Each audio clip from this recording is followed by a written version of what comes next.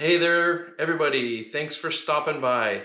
I'm Dave, and I've been doing a series on the installation of a GSM Router 2 router lift.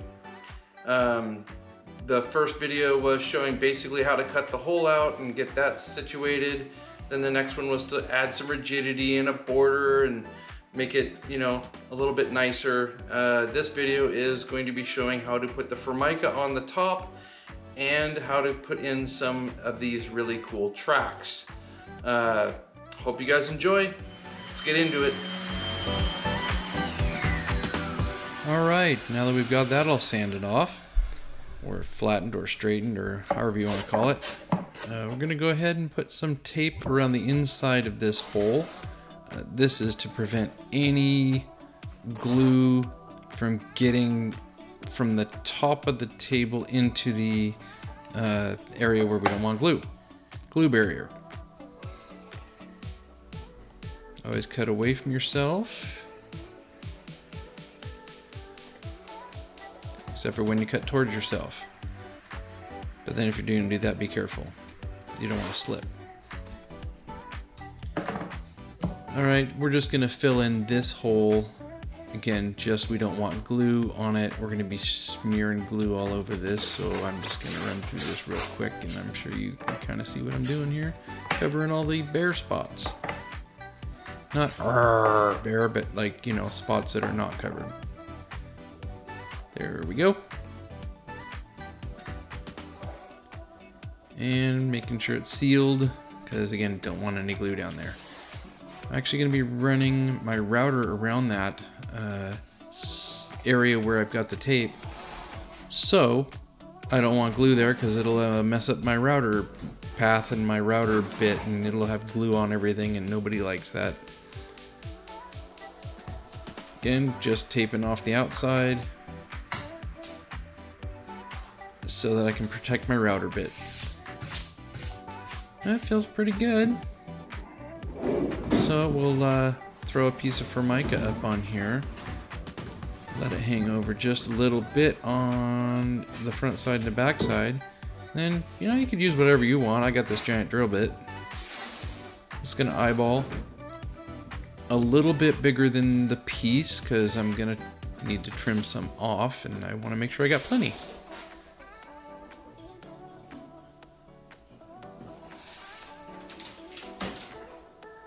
I think that did its job. Now let's cut this stuff.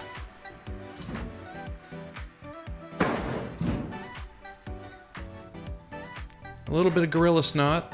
You might call it something else.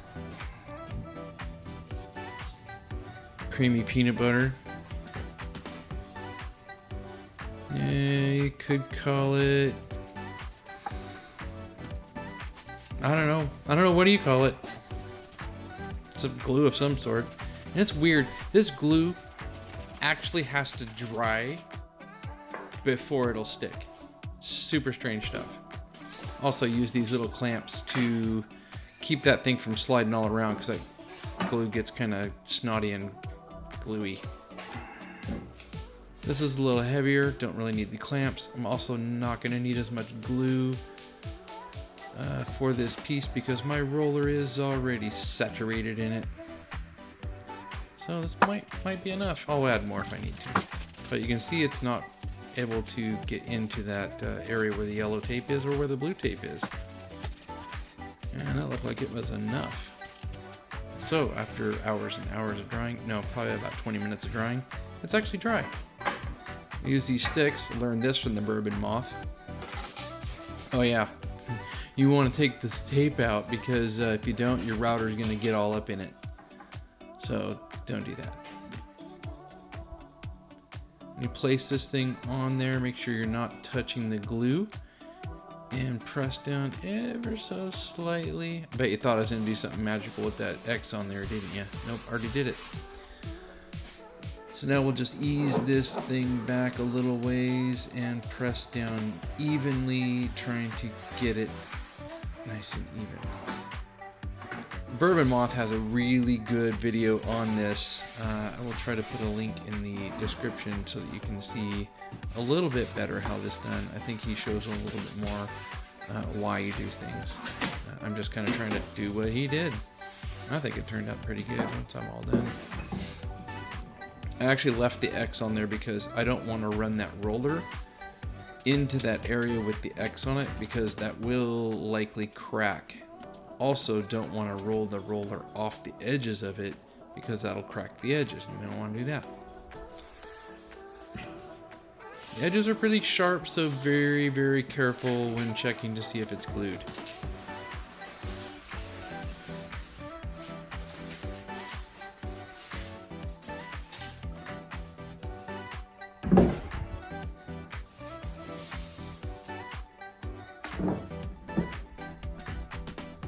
Alright, obviously I've built one of these before, so I'm trying to build a better one. That's what this whole video is about. And I'll find that little spot there where that drill bit will go through there. I just wanted to reuse that X, I thought it was cool. So I'll set the depth on my router, just so the bearing's a little bit lower than the Formica, and not low enough to hit the interior piece. That's that lip. Side, and as you can see, if there was glue in there, this would be a mess, but there's not because we did a good job of taping it off. A little bit of sucky switch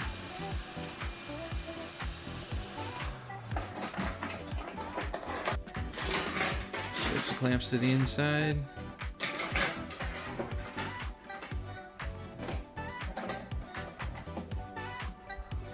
Just tight enough to do the job here. Bring the router back down.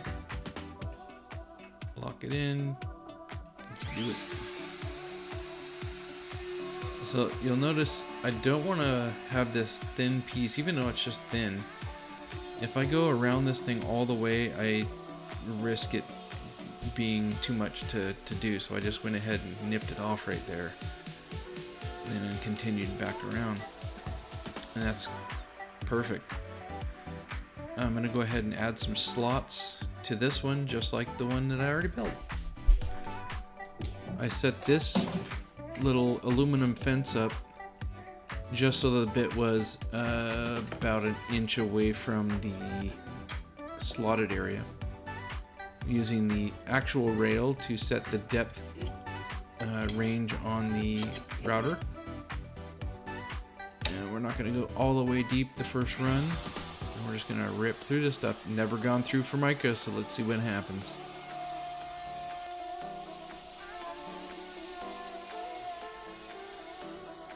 Ooh, what happened? That actually doesn't look too bad. Let's suck that off. Oh. No, my dust collector decided to turn off right as I was getting there. Oh well. We're all good now. Let's go for pass number 2. Full depth.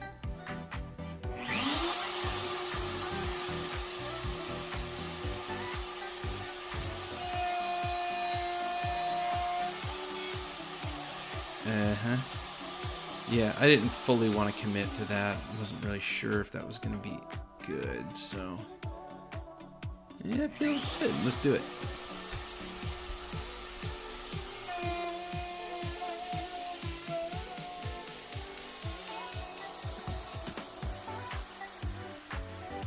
Crossed my fingers.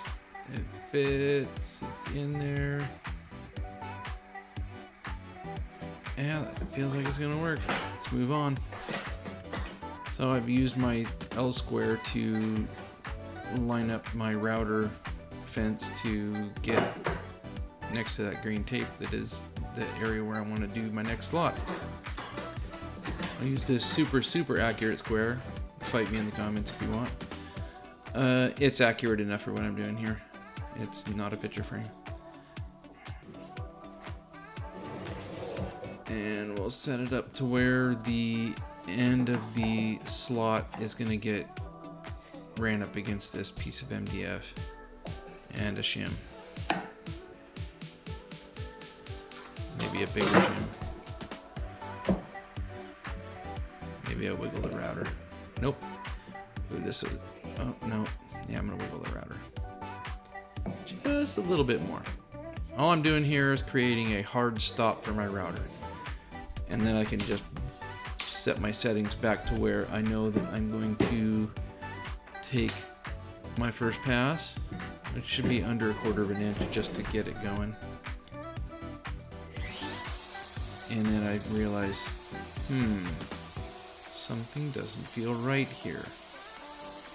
Probably should have turned my router off, but I'm an animal.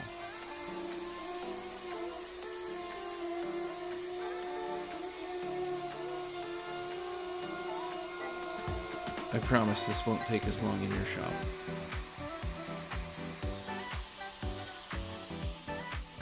Maybe it will, I don't know. I can fast forward stuff though. Go! Perfect.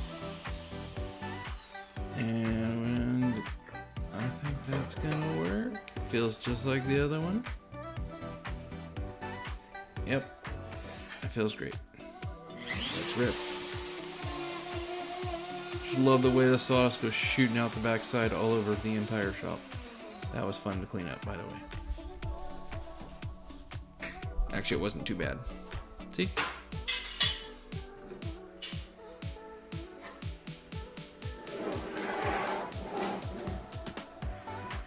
Oh, that was lined up pretty good. Now I'm going to use a magic marker to mark the end of my rail here, my T-slot piece. And yeah, see, yeah, that worked out just great. I mean, you could use a saw if you want to, but I find magic markers work great. Just pre-drilling some holes, using some 3/4 inch, I don't know, whatever size they are that were the same size that came in the pack. And that feels great. So putting back in these aluminum pieces that will act as a hard stop for the adjustment screws around the outside. Those screws are actually able to push the table up to the level of the, push the router lift up to the level of the table. That's a lot to say. So I'll start adjusting these things, just screwing them in until it kind of brings it up a little bit.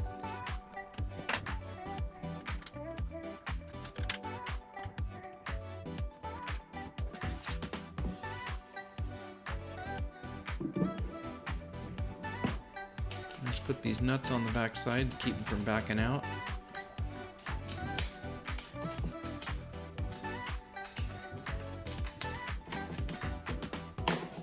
And let's tighten this one down. That doesn't really feel great. That feels like I'm gonna crush it. It doesn't feel good. I think I'm going to undo it. I think I have an idea. Let's drill some bigger holes. I know I spent a lot of time drilling the holes just right for the stupid screws, but I'm gonna put these things in here now. I think these are for furniture legs or something. I did this to my other table and it seemed to work out great. And it's flat on the top. I can drive these things into those bigger holes and then use those to level out the corners of my table. I don't know, this one's kind of squirrely, but somehow it's straightened out, so I'm gonna go with it.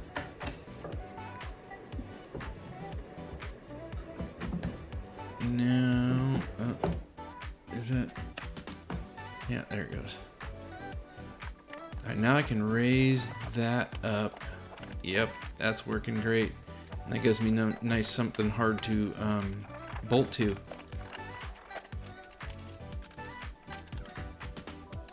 Yeah, it felt great. Didn't pull down at all.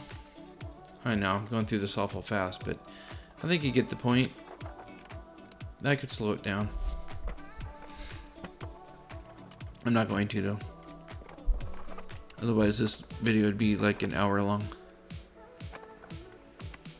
So boom. Feels good. No lumpy bumpies. Feels good. No lumpy bumpies.